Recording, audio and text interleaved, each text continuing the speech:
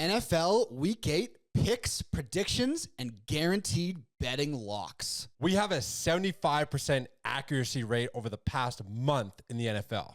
Today, we're going to reveal 5 more picks for you, so don't miss this. This episode of the Beam Pod is presented by BlockBet. BlockBet offers the best combination of crypto gambling and sports betting, significant bonuses, and has global media branding awareness via their official partnership with the UFC.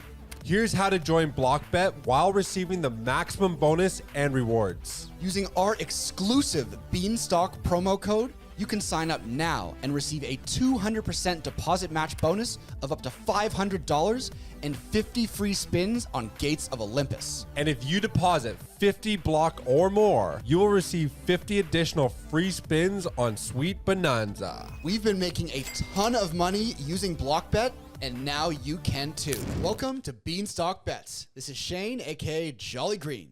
And this is Josh, aka Nifty. So as you mentioned before, we have a 75% strike rate for picking NFL betting spreads over the last month. And if you bet on sports, if you bet on NFL, you know how difficult picking spreads is. If you're over 50% at all, you're doing excellent. Yeah.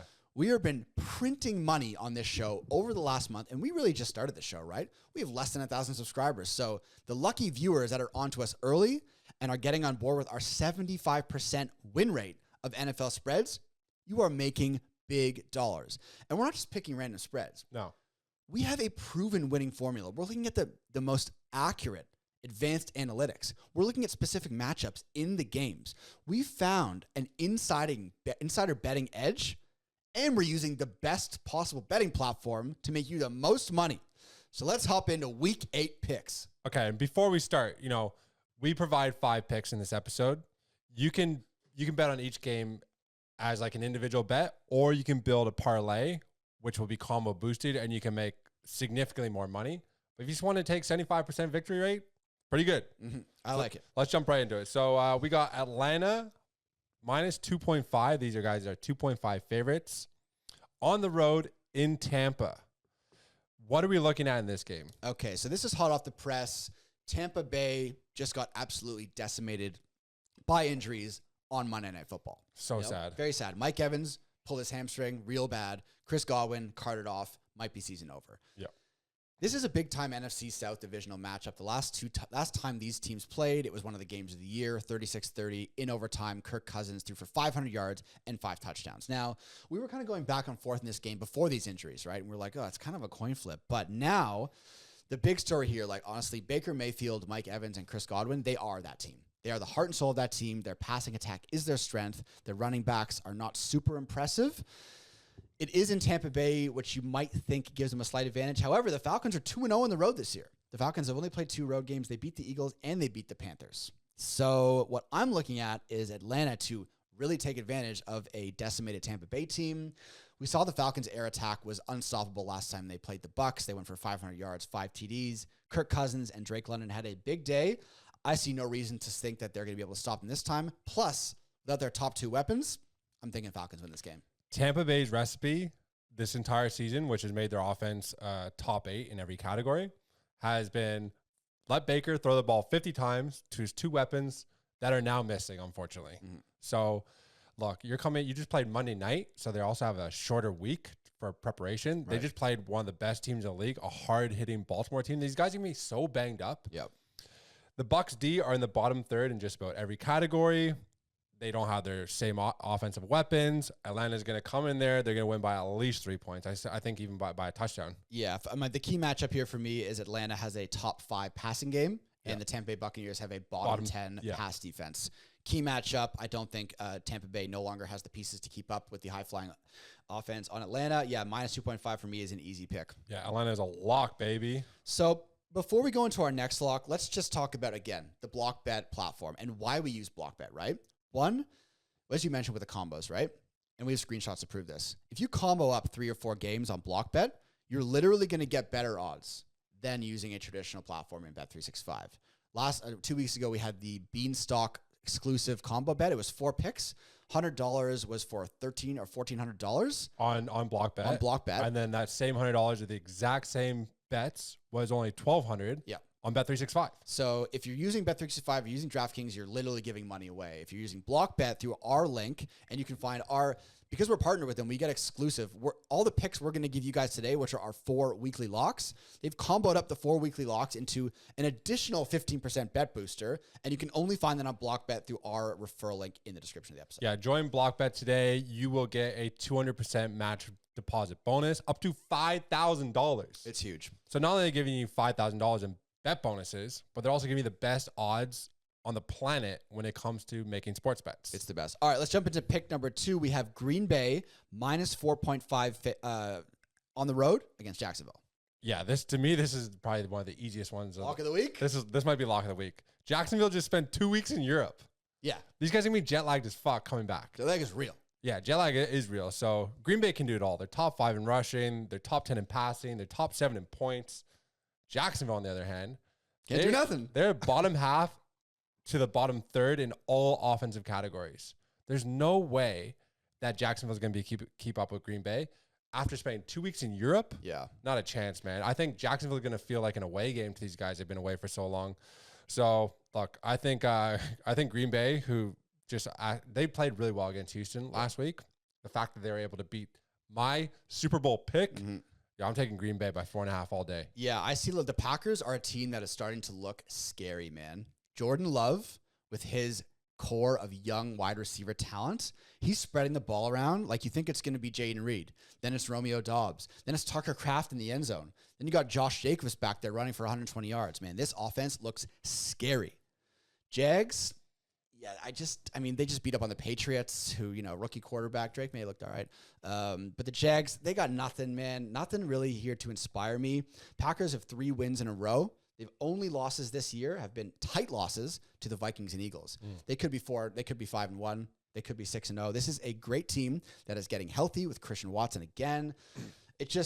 They got weapons at every area. I don't think Jacksonville has much of a home field advantage with that crowd anyway. The team just kind of stinks. For me, yeah, Love dominates this game. Packers win by 5 or more. Okay, so Green Bay is top 10 in passing, like I said. The Jacksonville defense ranks dead last against the pass and has given up the third amount of points per game in the league. Yeah. There's no way they can even. No, there's no way. This is 4.5 easy all day. Love that. All right, let's jump into. This is kind of funny. So we had 2 weeks ago, we had your Super Bowl prediction, which was Lions Texans. This week we have my Super Bowl prediction, which is a little wonkier at this point in the year, but Eagles Bengals. So 2 teams, interesting picks. One team hasn't been great. One team's starting to come into it. So we have Eagles are 2.5 underdogs at Cincinnati. What do you think here? How the heck are these guys 2.5 underdogs? Doesn't make sense to me. Cincy is 0-3 at home. Philadelphia 2-1 on the road. Here's how I see this game going. This is exactly how this game's going to go. Yep. Philly is second in the league in rushing yards per game. Cincinnati is 21st in defending the rush. Philly is just going to wear these guys down. They're going to keep Cincinnati's defense on the field and the Cincinnati's offense off the field. Mm-hmm. Cincinnati is 28th in the league when it comes to running the ball and 7th in passing. Luckily, Philly has a top 10 defense against the pass this year. Yep. So in my opinion, I'm not impressed with Cincinnati this year. Their wins are against the 2-5 Giants, 1-6 Browns, 1-6 Panthers. They even lost the 1-6 Pats. So they've demonstrated that they cannot win.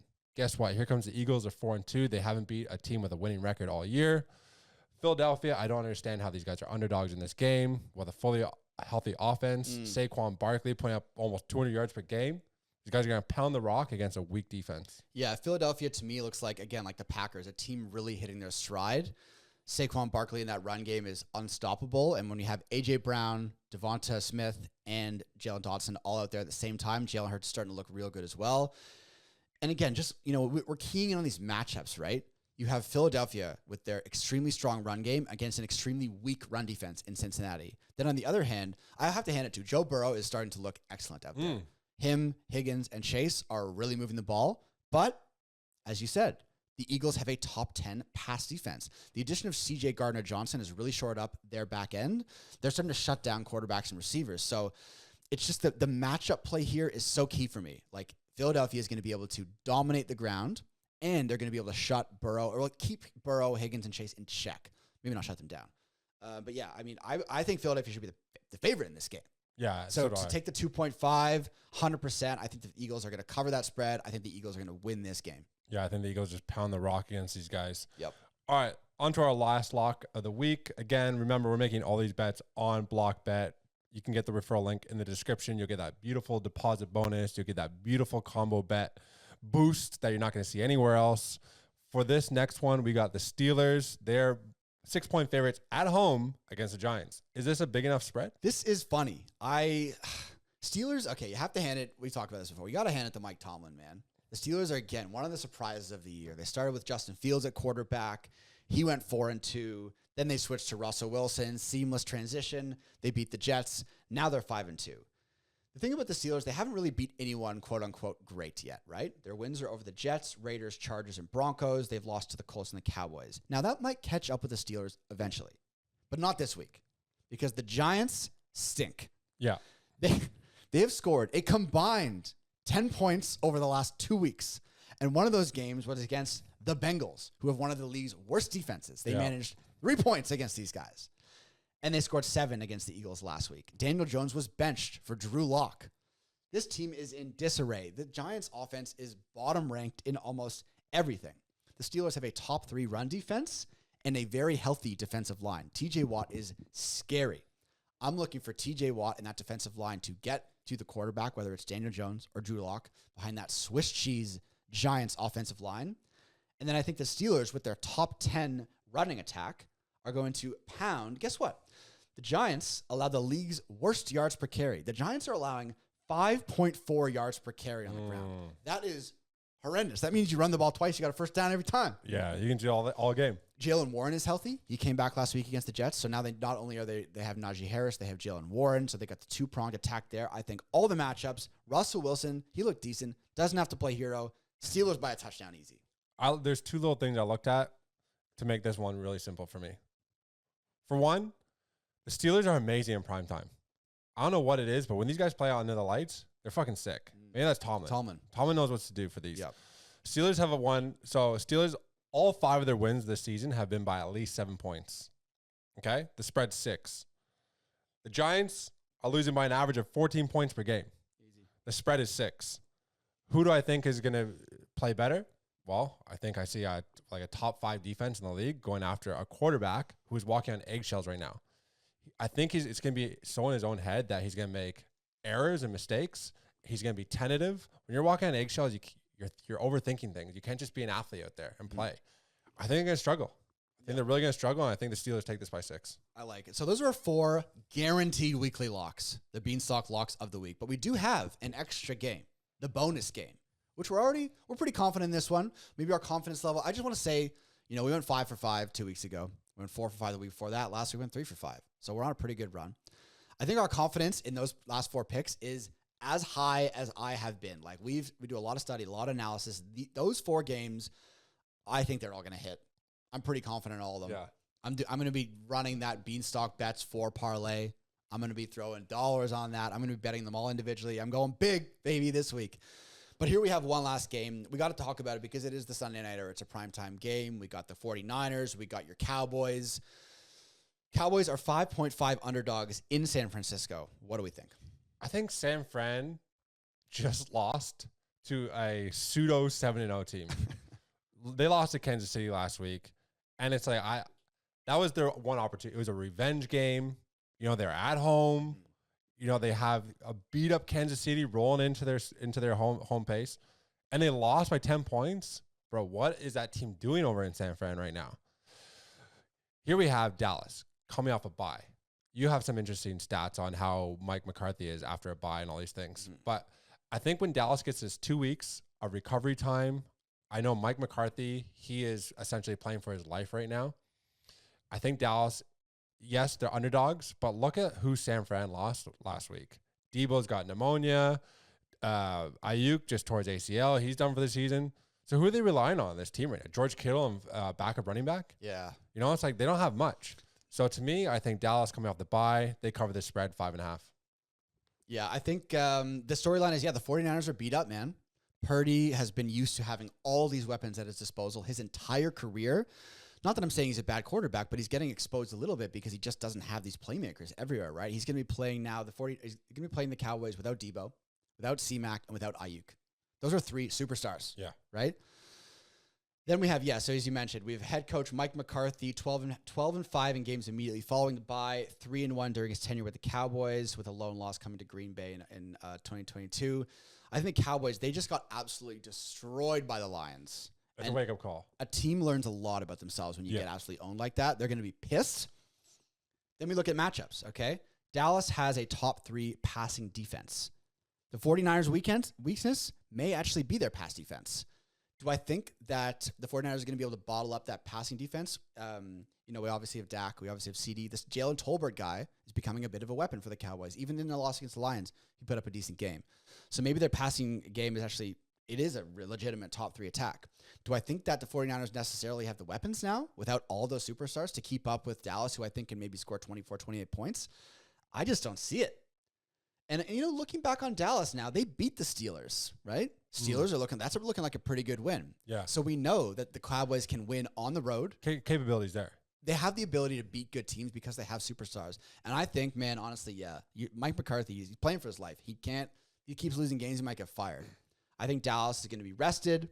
San Francisco 49ers are beat the fuck up. Yeah. And Mike McCarthy's playing for his life. Yeah. And Dallas, honestly, they don't even have to win this game. They just have to cover a 5.5 spread. Yeah. They can lose by a field goal. We still win. Yeah, exactly. So, I think we got to take the Cowboys here. We're hammering it. We got a few underdogs on the ticket this week. So, I think that's going to be our number 5 play. And, look, if we missed out on any game that you think is a lock, let us know in the comments. If we missed your favorite team, let us know in the comments. And we'll make sure to fit them in next week's episode. All right, to recap, Green Bay by 4.5. Philly, underdogs, 2.5. We're taking them. Steelers by 6. Atlanta by 2.5. And Dallas as underdogs at 5.5. Make sure you guys tune to the next episode. That one is going to be a banger.